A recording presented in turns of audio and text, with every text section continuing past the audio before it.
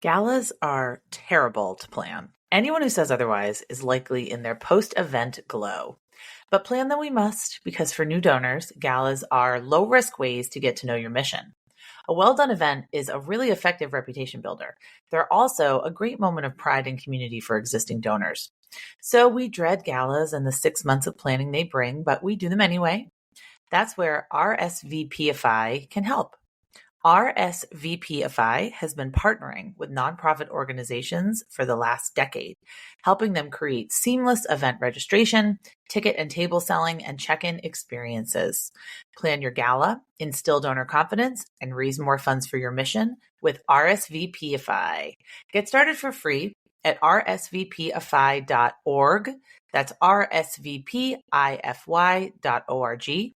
And use the promo code NonprofitNation50 for 50% off any upgrade. RSVPify, your mission, our software. Hello, and welcome to Nonprofit Nation. I'm your host, Julia Campbell, and I'm going to sit down with nonprofit industry experts, fundraisers, marketers, and everyone in between to get real and discuss what it takes to build that movement that you've been dreaming of. I created the Nonprofit Nation podcast to share practical wisdom and strategies to help you confidently find your voice, definitively grow your audience, and effectively build your movement. If you're a nonprofit newbie or an experienced professional who's looking to get more visibility, reach more people, and create even more impact, then you're in the right place. Let's get started.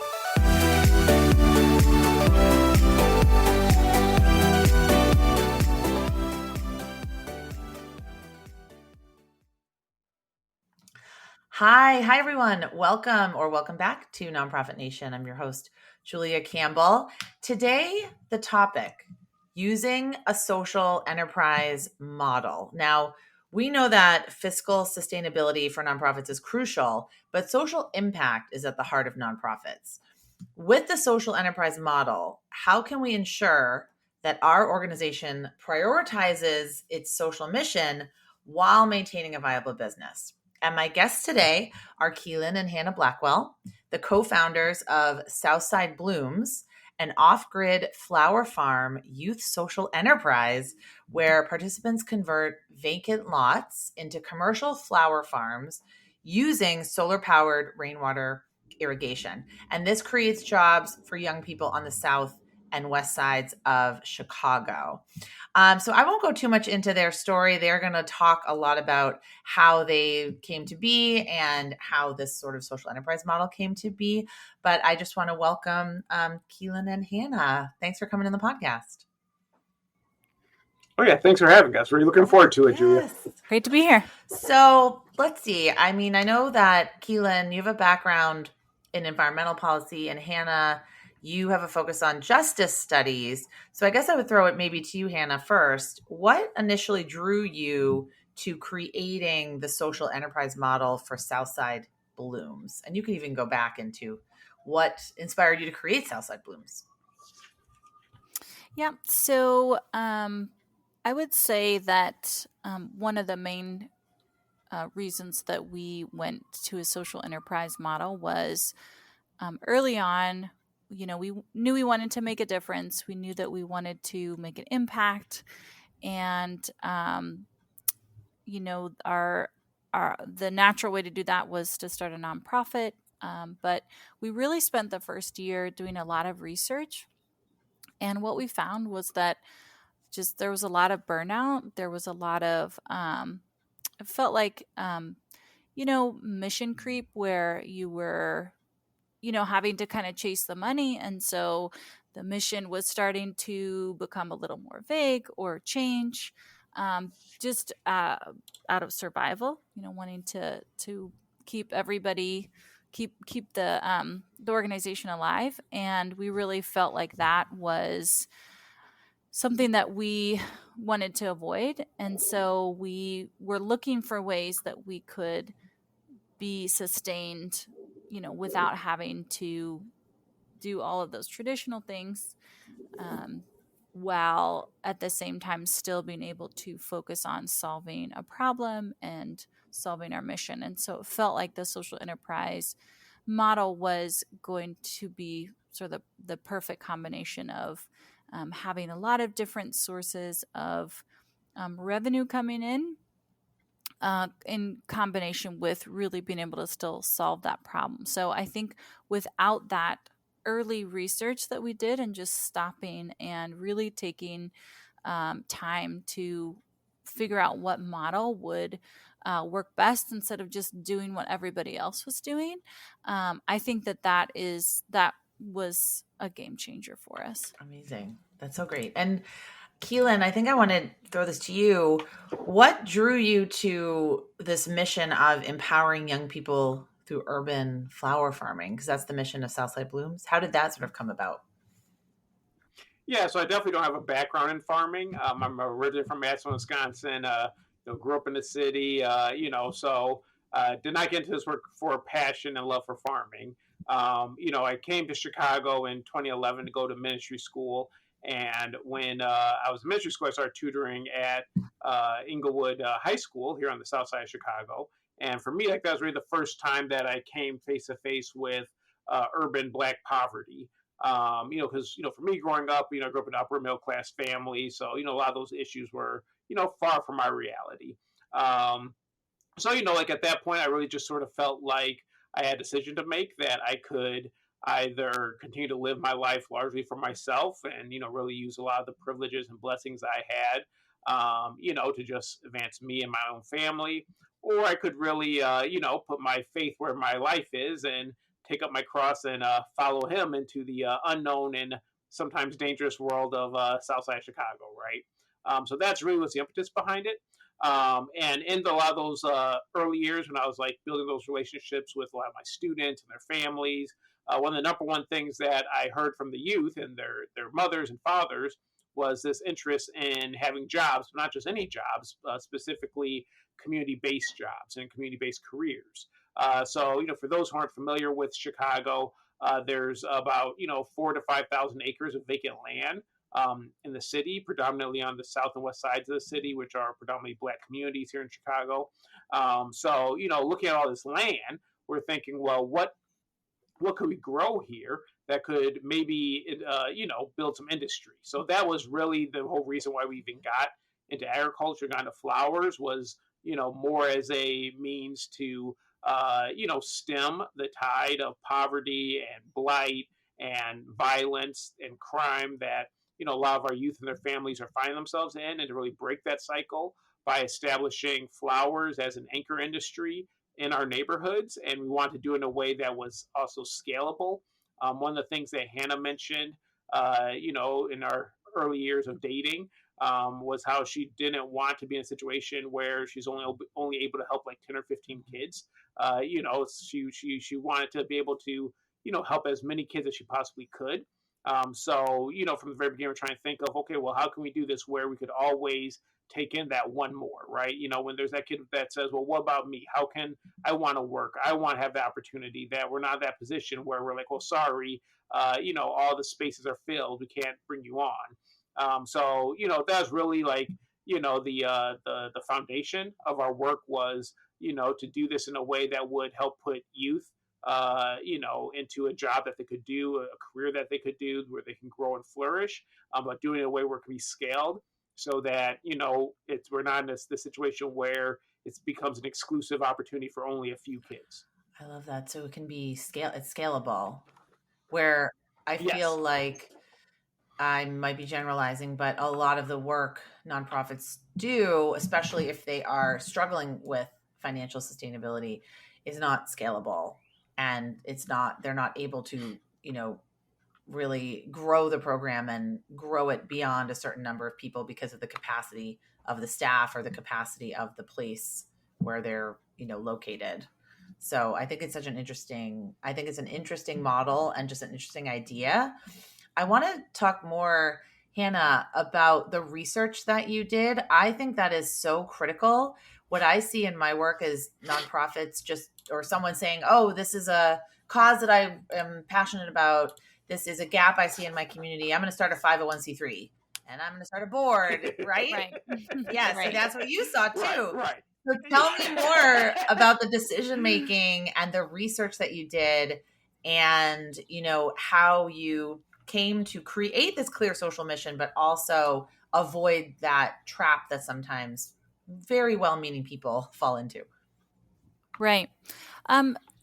So I think that both of us, separately before we even kind of met, were already coming up against, like Quilen said, the limits of our own kind of like capacity. And so I was trying to do something on the west side, and it was feeling like Keelan said, like, okay, I'm going to come up against something where I'm just going to be able to help a couple kids.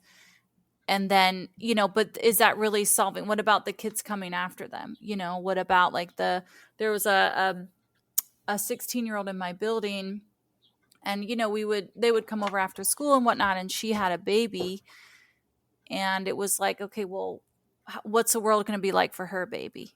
Because I can help her mom a little bit, but what about her baby, and what about the next generation? And so I think both of us, early on, were unsatisfied with something that wasn't going to address the root cause.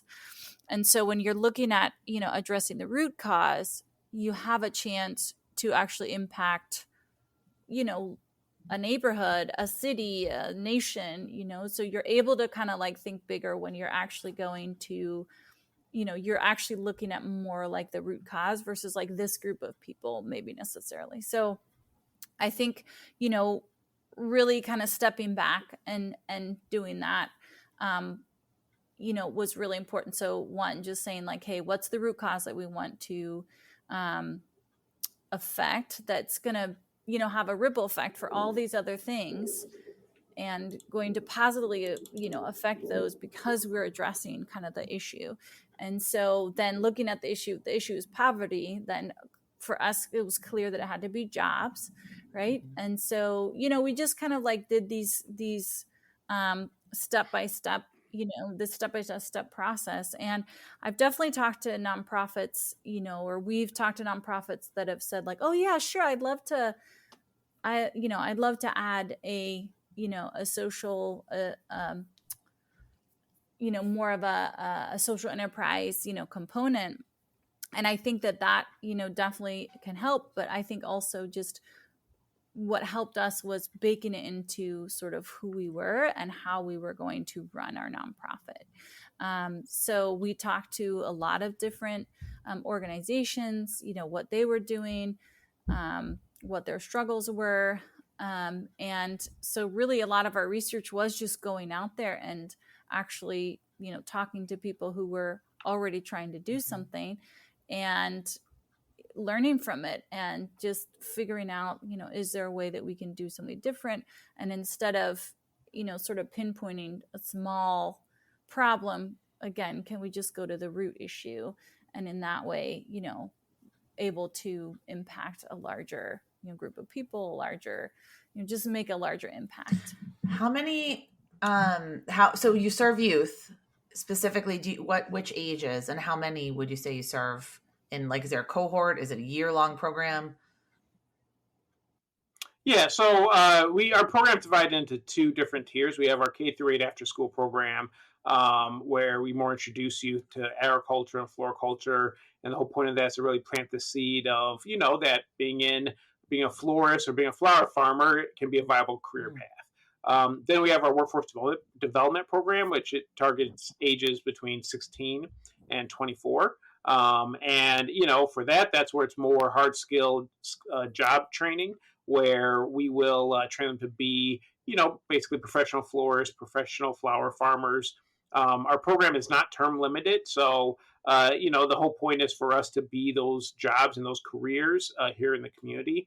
Some of the youth who've been with us the longest have been with us for over 3 years at this point. They can be promoted. So these are also vertical career pathways for them as well. And it's putting a lot of money in their pockets, putting money into their families' pockets. We're also competing with some of the top florists in the city. For example, we're on the preferred vendor list at the Field Museum. There's only about 4 other florists who are on that preferred vendor list. So it's a very exclusive space to get into.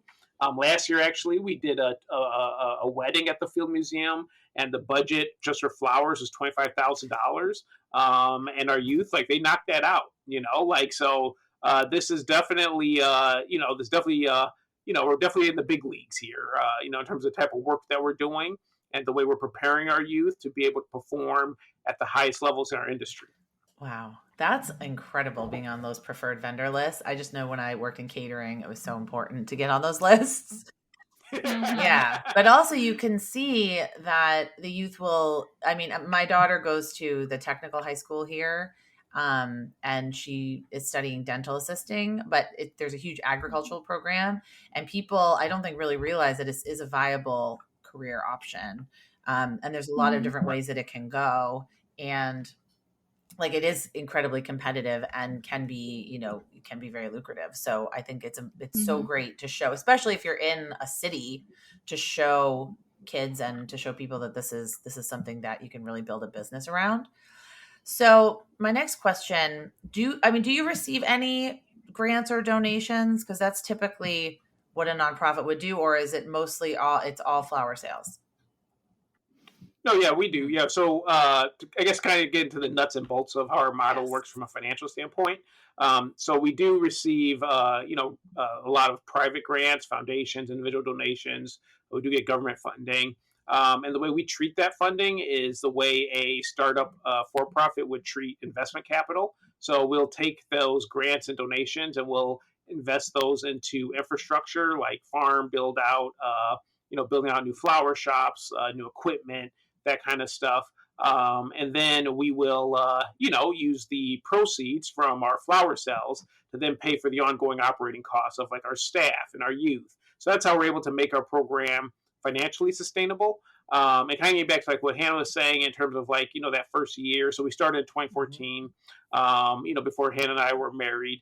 And, like when we were going around and just talking to different community leaders and business leaders and elected officials, like that's definitely one of the themes that we saw for a lot of nonprofit leaders is this idea that, they basically felt like the funding became a noose around their neck, right?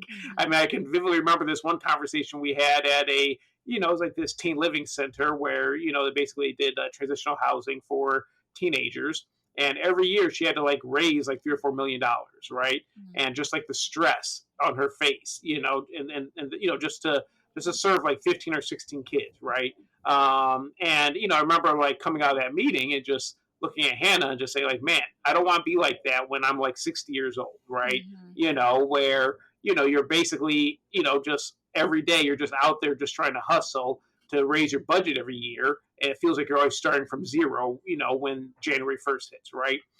So that's like in the very beginning, that's when we're thinking like, okay, well, how can we do this in a way where we're not just doing good work, we're creating jobs for people and serving our mission, but we're also doing it in a way where we can be free as well, right? Like this really is a freedom story for us, both on a professional level as well as a personal level. Like that is like, the intention from the very beginning is, we didn't want to become a slave to a foundation. We didn't want to become a slave to government grants, right?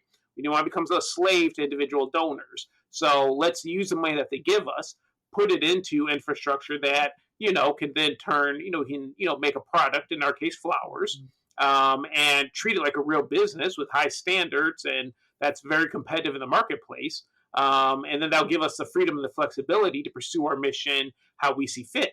And to be honest with you, Julia, like at this stage of the game, we have situations where we can turn down donors or funders, right? Because, everyone who's in the space knows that a lot, sometimes there's strings that are attached when people want to like give you a grant or give you a donation. And it feels really good to tell a donor no. Like, I ain't gonna lie, like that's one of the things that I really enjoy most about my job is when this is not working for us. These conditions are not appropriate for what we're trying to do. Yeah, exactly. Goodbye. Like we can say that because we know we have $600,000-$700,000 coming in each year from flower sales, right? So it definitely helps us to be able to do our mission in integrity. We don't have to compromise our standards. We don't need to compromise our values. try to serve someone else's agenda or try to feel this need to try to like adapt our program to fit whatever's the flavor of the day, right? So, yeah, that's the thing that I would say from a founder, executive director perspective is the most liberating about this approach is, we wake up every day and we're beholden to nobody. Yep. So I'm going to I want to play devil's advocate here a little bit. And that's another question I wanted to ask because I think that's so interesting. I know that a lot of startup businesses do fail and a lot of startup nonprofits also fail. So in your experience, and maybe Hannah, you can start, like, how do you ensure that Southside Blooms prioritizes and puts its social mission at the forefront while maintaining a viable business? Because sometimes I think, this is me personally, and you can completely tell me I'm wrong, I think they might contradict each other. So I think that, I feel that sometimes like the nonprofit and the business world are kind of like, they look at each other with kind of like a side eye. They're like pitted against each other, of course. Like I'm so much better. Like I have a social mission, and then the other one's like, I'm so much better. I'm not like taking free money, So I think, I think that if we can just like back up and learn from each other, I think, it would make businesses a lot more effective because people want their money to go to something meaningful. People want to know that their dollar, especially nowadays, like they want to know, what is my dollar doing? Whether you're a business or a nonprofit, like, hey, I want to know that this is doing something. I want to be involved, So that's something I think businesses could learn. And then from, the nonprofit side of like, hey, learn from a business, like learn from a good business model. Like what are some things that they're doing that you can do better? I think, a lot of people, like you said, go into nonprofit work because they have that heart for it.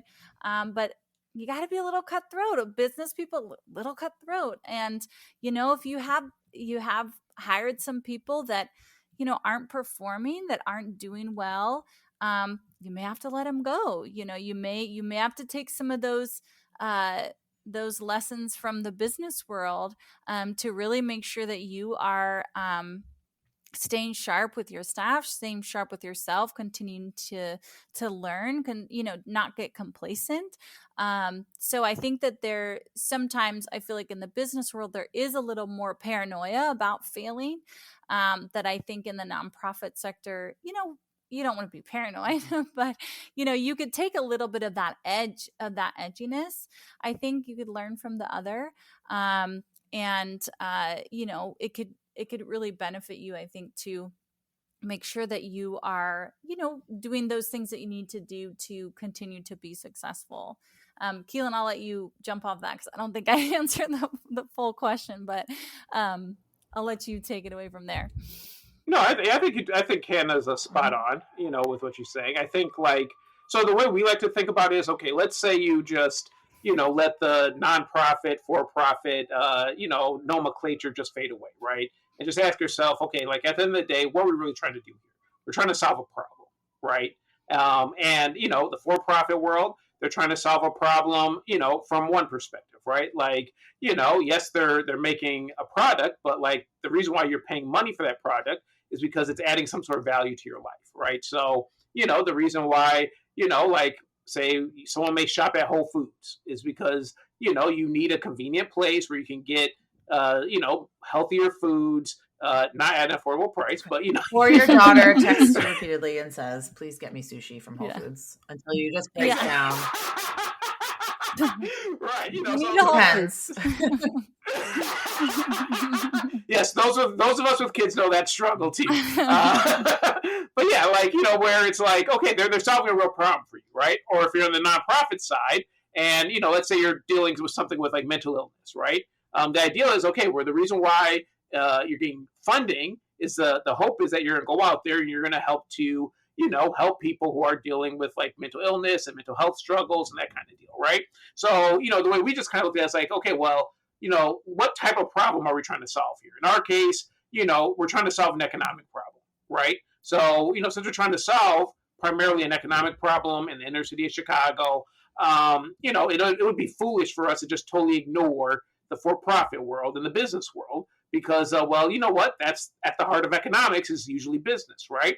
But how can we basically take a lot of the lessons and learnings of the nonprofit world, right? Because there's obviously a lot of shortcomings when everything's just about the bottom line and for profit and, treating every individual just as a, cog in the machine.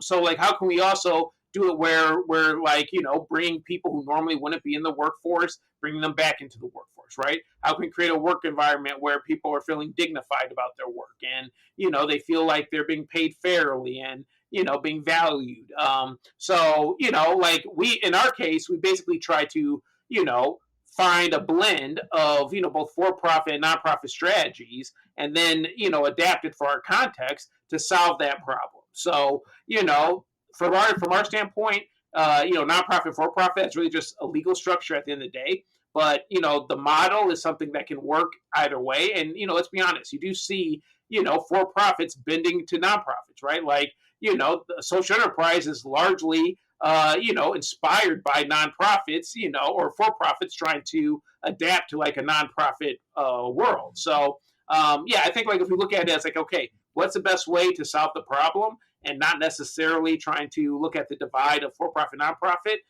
it will help to, really liberate our minds to think a little more creatively and outside the box. I struggle with the idea that and you didn't say this, but some people do say nonprofits should operate like a business. And I like what you said, Quilen, because you are saying take the best strategies from both worlds, apply them to your specific context. It's like a recipe, and then adapt and bake it from there. And there's no one size fits all. There's no one way and one model that's going to work for every single organization. Because I would, as both of you are speaking, I hear the nonprofits that I know saying, well, I work in social justice. I work in alleviating homelessness. I work in something that maybe can't lend itself to the social enterprise model. So I guess what I would ask, what advice, maybe Quilen, you want to go first? I don't know, Hannah, you might want to go. What advice would you offer on maybe identifying a product or service for nonprofits considering a social enterprise model, something that aligns with their mission? Yeah, so I would basically, so kind of like building off what you just said, Julia, like, yes, this isn't a one size fit all. So I wouldn't suggest, hey, look at Southside Blooms, just copy and paste and feel like you need to go out there too and, acquire a bunch of land and build a bunch of farms. And no, like, there's all sorts of ways you can do things. I think like the starting place is be like, okay, well, who's the population we're trying to serve and why, right? And going from there, right? So, as I was saying, like our mission is primarily economic, but let's say your mission, is more social. Let's say it is a mental health organization. And, the goal isn't, in that case, maybe it's not to, try to build this huge, revenue base of sales. Maybe all you need to do is just offset, your expenses by 20 or 30%, right? So maybe like doing something like t-shirts is something that, could easily work, and doing merchandising. Like there's nonprofits who will get very creative with like social media and, essentially become like influencers and, they tap into that YouTube money, right? So there's all sorts of ways you can go about, having a social enterprise ethos in your work that doesn't have to look like, like what we're doing, right? Where it's basically, such a big business and, trying to be on these, all these venues and, doing all that stuff, right? Like, my experience in the nonprofit sector, I would say that most executive directors would be extremely happy if they could if they knew like 20, 25% of their budget every year was coming in from a means that was not, donations, grants, and that kind of thing, right? If you're able to, so when you think about it, like from that perspective, it helps to take a lot of pressure off of you, right? Because, a nonprofit doesn't need to run like corporate America, and it shouldn't run like a corporate America. Like it's a nonprofit, it's a community-based organization. You're there with the primary mission of solving a social problem. But, if you can alleviate some of that financial pressure, even if it's, like I said, 20, 25% of your budget, that will give you a flexibility and enough, wiggle room to be able to pursue stuff. And like the thing too is with that kind of money, it's also unrestricted funds, right? So you can also use that money to innovate. You can use that money to experiment. It can give you a little more latitude to try things that maybe otherwise you couldn't try because, maybe most of your dollars are locked up with tight restrictions. So that's another way I'll be looking at it. But, Hannah, I'll let you kind of chime in too, because I know you got like a I love that. Unrestricted income. Mm-hmm. Yeah, I think not only, what population are you serving, but essentially what population are you appealing to? Because that's essentially a customer base, right? So if your work is appealing to, young people, then you kind of like see like, well, what would they be interested in that, that we could produce or, sell or, what would really resonate with them? Or maybe your population is, middle-aged women in the suburbs, or maybe, see the people who you really, your work appeals to as kind of like a customer base, which is what a business might do. And, also look at that and say like, well, what might they spend money on that would, that would help our organization? Because again, people are looking for their money to go somewhere that makes sense. And so if somebody is, like for us, for instance, they really love that their money is making a difference, but they also like that the flowers look good, that they come on time, that they, last for, a good number of days. So they want a good product in the end of the day, but they do want it to make a difference. So I think if you can, one, find who you appeal to, your work appeals to, and then, figure out, what would be something that they would want to put money towards. I think that could be really beneficial. Yeah, we have in my area Beverly Bootstraps, which is a food pantry, and they also provide a lot of different programs. They have a thrift store that's actually really going very well because they carefully curate what's in this thrift store and they display it in this wonderful way. So it's not like you're digging through bins of clothes, which is fine if that's, what you want to do. And also they charge a little bit more because of the experience of going to this thrift store. And it's just because of, it's exactly like you said, the people that they serve and also the people that they want to attract to come into the thrift store. They're very, very specific, and they've defined this audience in a specific way. And they know they want, it's not designer thrift store, but it's a higher end, it's like more curated kind of things. Yeah. And same with Goodwill. I think about Goodwill, same thing. And they have a whole model of providing people that were formerly incarcerated or people that have, developmental disabilities, people that are Goodwill makes a lot of money all of that. Too. It's providing jobs, but also providing that income that then goes back into the program. Right. Yeah. So there's lots of models. Oh, this is fantastic. Okay. My last question, or my maybe second to last, but looking to the future, what are your long-term goals for Southside Blooms, and how does the social enterprise model play a role in achieving them? So for us, we're striving to become a national organization. So that's really like our stretch goal, like our 5 to 10 year goal. So we're looking to open up in other cities, because obviously Chicago's not the only place that has the same that struggles with violence and blight and crime and poverty. So maybe one day we'll have sites in Detroit, St. Louis, Philadelphia, wherever else. So that's definitely where we're trying to head to in terms of how social enterprise is really helping to make that a reality. It's really giving us a go-to-market strategy so that, when we go into a new market, we already have a customer base identified. And, so the ideal being from a financial standpoint, let's say we do open up in, Kansas City or something. If we already have, like, say, $250,000 in flower sales that are booked for that year, we can already come in knowing that, we have a pretty solid financial foundation even before we raised $1 grant dollar, right? So it helps, helps to make the idea of going national a lot more realistic. and also a lot more sustainable. So, that's kind of like what, we're looking towards, in the near future. Mhm. Yeah, I would also say on that what we've found actually in having funds coming, from our sales, it's made some foundations even more likely to fund us because they don't feel like we're just hanging on their dollars.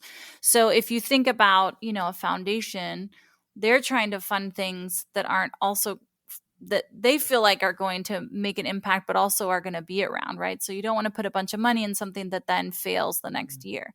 And so they're going to look for, organizations that they feel like are stable financially so that that money can continue to aid their work.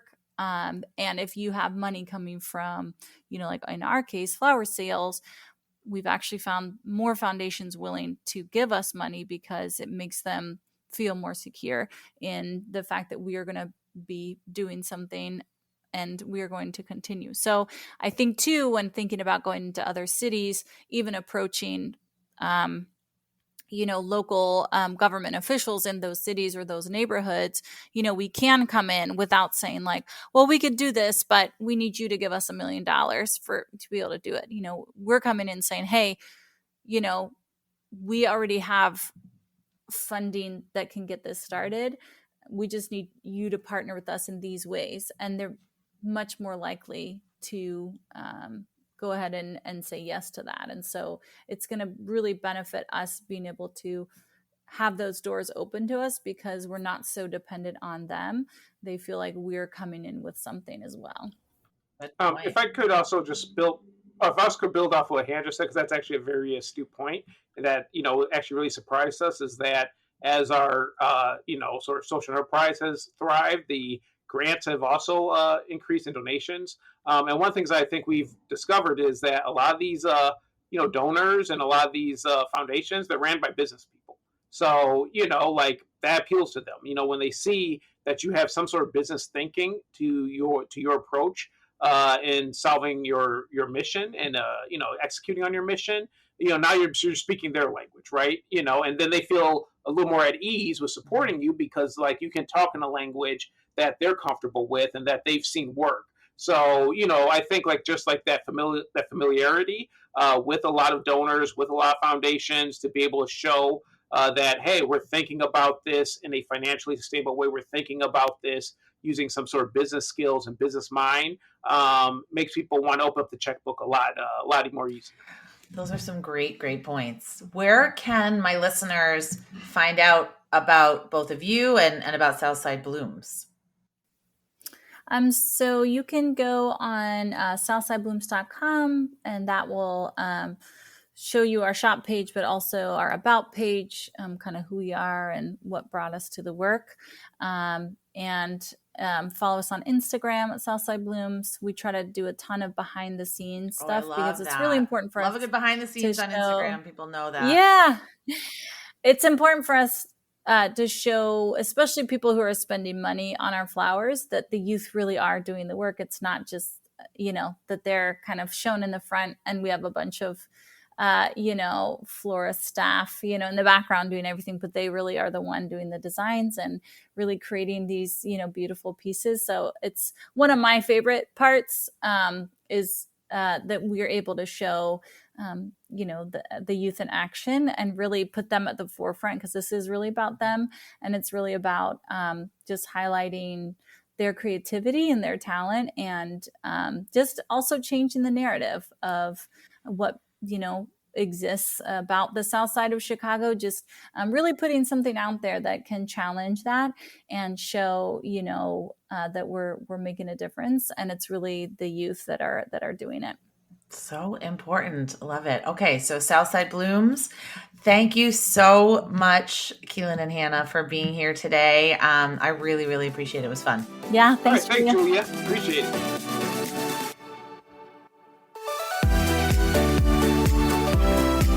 Well, hey there. I wanted to say thank you for tuning into my show and for listening all the way to the end. If you really enjoyed today's conversation, make sure to subscribe to the show in your favorite podcast app and you'll get new episodes downloaded as soon as they come out. I would love if you left me a rating or a review, because this tells other people that my podcast is worth listening to. And then me and my guests can reach even more earbuds and create even more impact. So that's pretty much it. I'll be back soon with a brand new episode. But until then, you can find me on Instagram at JuliaCampbell77. Keep changing the world, you nonprofit unicorn.